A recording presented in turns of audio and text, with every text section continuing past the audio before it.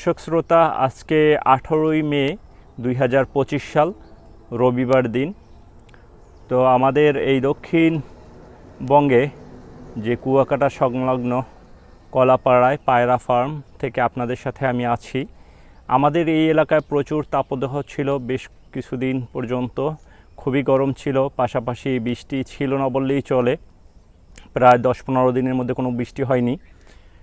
তো এই সময়টায় প্রচুর গরমের পাশাপাশি যে আবহাওয়াটা, এটা খুবই সুইটেবল থাকে সৌদি খেজুরের চাষের জন্য। বাট আলহামদুলিল্লাহ, আজকে আল্লাহর অশেষ রহমতে আমাদের কলাপাড়ায় বৃষ্টি হয়েছে। আপনারা এই মুহূর্তে আমার সামনে যে ফলগুলো দেখেন বৃষ্টিতে সিক্ত, গায়ে ফোঁটা ফোঁটা পানি। যদি আপনারা দেখেন খেজুরগুলো, প্রত্যেকটা কাঁদিতে দেখবেন যে ফলগুলো কিন্তু বৃষ্টি সিক্ত। তো আমাদের